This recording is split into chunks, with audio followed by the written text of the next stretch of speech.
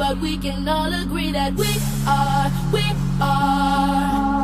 close as close can be. So it's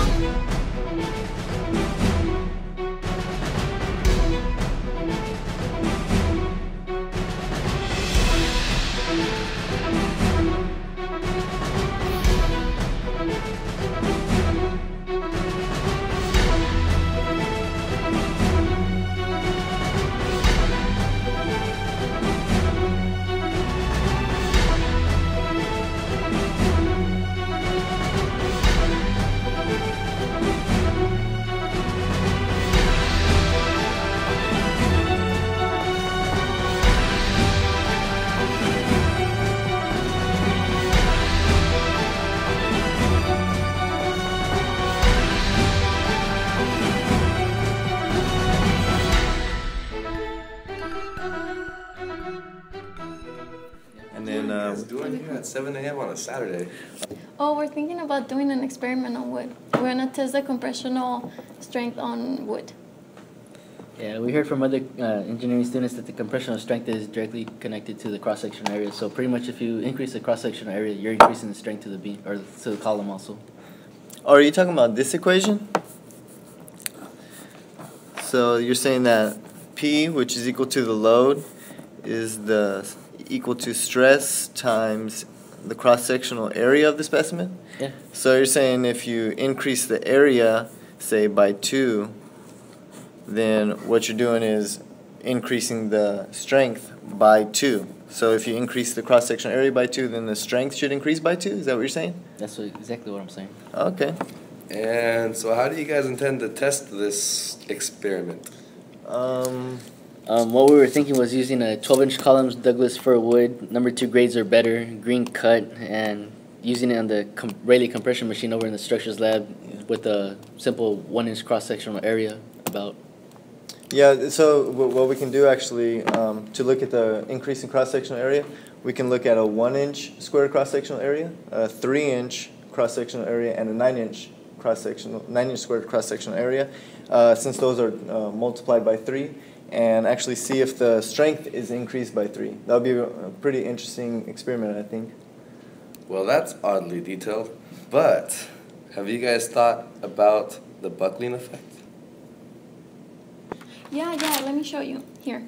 The equation is PCR is equal to pi squared times your elastic modulus times your moment of inertia divided by K, which is the column effective length factor. In our case, it's 1 for a pin-to-pin connection, times your length, and all that squared. Fascinating. But have you thought about load predictions? Well, we haven't actually calculated the values yet, but we can sit down right now and calculate the different predicted load values for the different cross-sectional areas, and also look at the critical buckling load and see if that's going to take an effect in our members. Intriguing. Well, I would like to join you guys' team. Sure? Sure, yeah. Yeah, we can use an extra person. All right. Well, I am going to go cut down a tree and get you guys some wood. Sounds good. That's a great idea. I like it.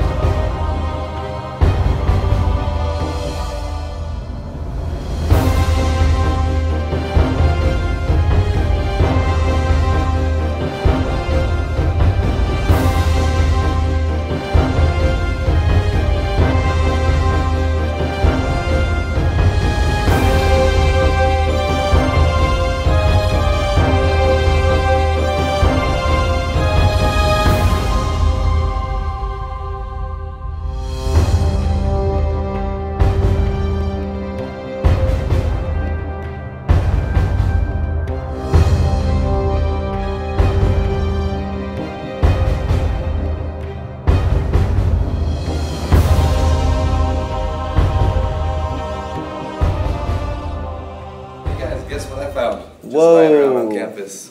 What is that? A ton of wood. A ton of Douglas fir? Is that Douglas fir? Is Douglas fir? According to my inspection, this is in fact certified Douglas fir. Nice. Cool. So let's see the dimensions on it. Looks like we're going to have to cut a few of these, make the correct dimensions. We need the we're doing the 1 inch squared, 3 inch squared, and 9 inch squared, so we need to get these cut. Meanwhile, we did do the calculations. All right. Manuel, let me show you these. We can see from the predicted load value of the 1 inch squared cross section that it's about 7,200 pounds for the predicted load failure. And then for the 3 inch squared cross section, we have about 22,000, which is about 3 times. And the third specimen, which is a 9 inch squared cross section, is going to be 65,000 pounds, which is 3 times of the 3 inch squared and 9 times of the 1 inch squared, since the cross sectional area is 9 times. But have you guys done the calculations for the buckling effect? Yeah, actually Lisseth did. Yeah, let me show you. So the buckling, the critical buckling value for the load is 10.9 kips for the 1 inch square. All right, that's interesting. But if you look at the buckling load values and compare them to the predicted load values, those are a lot higher. So those pretty much, we won't even need those because we'll reach these loads faster. So. Oh, so you're saying the buckling won't come into effect for this length of a member? No, Oh, okay. We've calculated it, but it has no use for us right now. Oh, because the P critical is larger than our predicted failure. Loads. Oh, okay. Astounding. I say we go cut our wood and throw it in a machine. Let's do it. Yeah, let's go.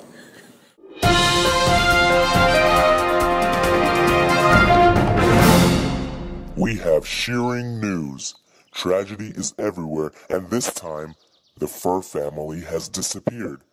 We all hope they'll be all right.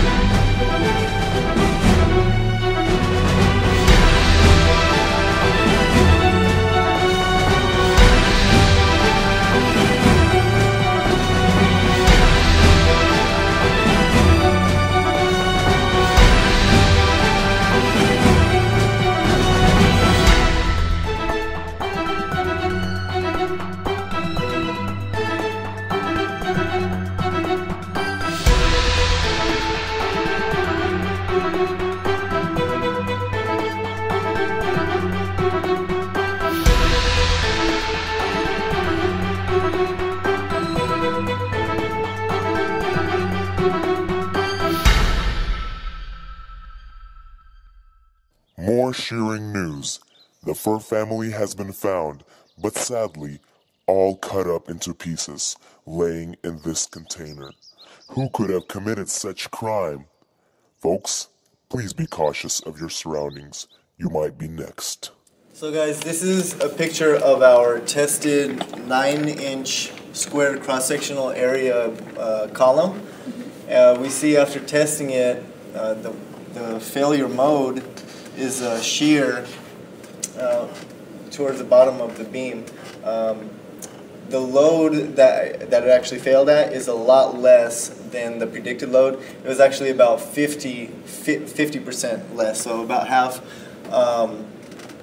And with looking at the beam, you can see at the bottom that there's water leaking out of the failure location here. There's water leaking out.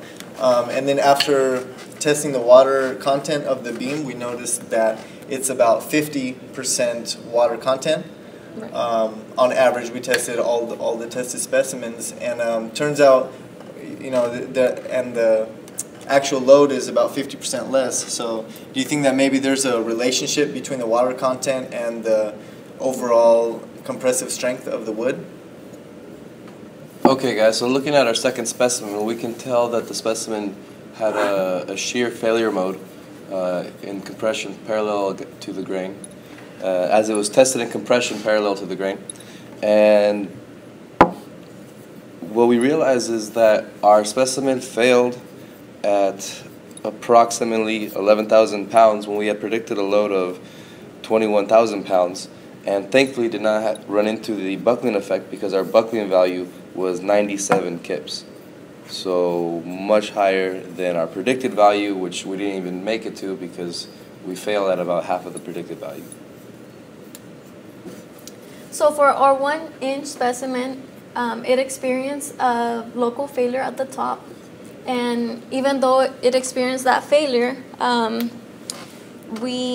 it experienced the same as the other ones, which it fell at half of the predicted load, which our predicted was 7,251 pounds, and the actual one was 3,500 pounds. Okay, yeah, so roughly half of that. Yeah. Interesting. So guys, looking back at our 3 cross-sectional specimens and how they behaved when placed in compression parallel to the grain, we can conclude that surface or cross-sectional area does have a direct relation to an increase in the area, to an increase in the capable load, carrying load. However, I think through this experiment we've learned to appreciate that in creating our own experiments, it is very difficult to isolate a single element of the experiment because we almost ran into difficulties with hitting buckling levels before we reached our compression levels. And just as well, all of our wood had about a 50% moisture content, which probably is the reason why we failed at half of our predicted values. And why we noticed that while the wood was in compression, it was basically crying out water. So that being said, I think this was a very educational experiment. Yeah, success.